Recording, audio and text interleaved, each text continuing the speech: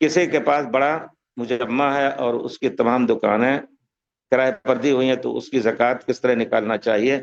کیا مجمع کی پوری قیمت پر زکوٰۃ ہوگی؟ جی ہاں، جتنا بھی آمدنی آپ کی آئے گی روپے کی شکل میں، آپ اس کو سال میں اگر آپ کے پاس 10,000 تھا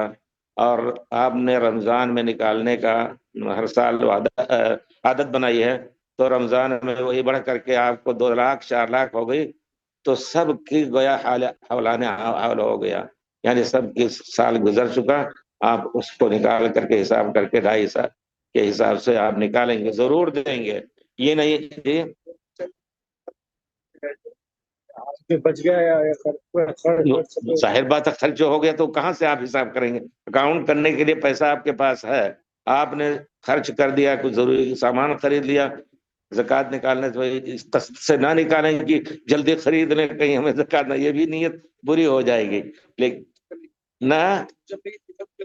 مجمع کی قیمت کیا ہے؟ مجمع کی قیمت وہی کرائے جو آتے ہیں نا، وہی تو قیمت ہوئی اس کی، بلڈنگ کی قیمت نہیں ہے، بلڈنگ کی قیمت بھی نہیں۔ آپ کے پاس گاڑی ہے، اس سے آپ کما رہے ہیں، تو گاڑی کی قیمت پہ،